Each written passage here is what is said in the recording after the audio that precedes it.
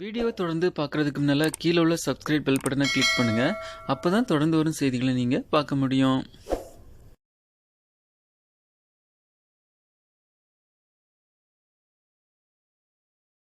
வளைகாப்புக்காக சொந்த ஊருக்கு சென்ற கர்ப்பிணி பெண் ஓடும் ரயிலிலிருந்து தவறு விழுந்து பலியான சம்பவம் பெரும் சோகத்தை ஏற்படுத்தியுள்ளது.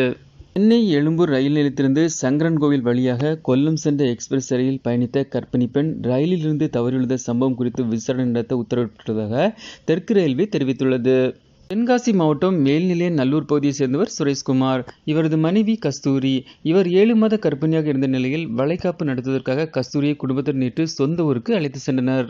அனைவரும் சென்னை எழும்பூர் ரயில் நிலையத்திலிருந்து சங்கரன்கோவிலுக்கு கொல்லம் எக்ஸ்பிரஸில் பயணம் செய்துள்ளனர். கடலூர் மாவட்டம் விருத்தாச்சலம் ரயில் நிலையத்தை விரைவு ரயில் கடந்தபோது கஸ்தூரிக்கு திடீரென வாந்தி எடுத்ததாக கூறப்படுகிறது.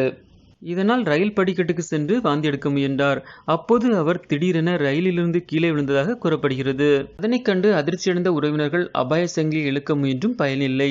நீண்ட போராட்டத்திற்கு பிறகு உதவி டிக்கெட் பரிசோதகர் அவசர சங்கிலி இழுத்து ரயிலை நிறுத்தியதாகவும் அதற்குள் ரயில் பல கிலோமீட்டர்களை கடந்துள்ளதாகவும் உறவினர்கள் தெரிவித்துள்ளனர். அதன் பிறகு ரயில் நடுவழியில் நிறுத்தப்பட்ட நிலையில் உறவினர்கள் கீழே இறங்கி பெண்ணை தேடியுள்ளனர். ஆனால் அந்த பெண் கிடைக்காததால் ரயில் அங்கிருந்து புறப்பட்டது. இந்த ரயில் விருத்தாச்சலத்திற்கு வந்த பிறகு உடனடியாக பெண்ணின் உறவினர்கள் அங்கு பாதுகாப்பில் நின்ற காவல்துறையினரிடம் நடந்ததை கூறினர். உடனடியாக காவல்துறையினர் சம்பந்தப்பட்ட இடத்திற்கு சென்று தேடினர். அப்போது கர்ப்பிணி பெண் இறந்த நிலையில் கிடந்தது தெரிய வந்தது. அந்த பெண்ணின் உடலை பார்த்து உறவினர்கள் கதறி அழுதனர். மேலும் இந்த சம்பவம் குறித்து விசாரணை நடத்த உத்தரவிட்டுள்ளதாக தெற்கு ரயில்வே தெரிவித்துள்ளது. ரயில் கொல்லம் வந்ததும் ரயிலின் குறிப்பிட்ட பெட்டியில் உள்ள பாதுகாப்பு சங்கிலி செயல்படுகிறது என சோதனை நடத்தப்படும் என்றும் தெரிவிக்கப்பட்டுள்ளது.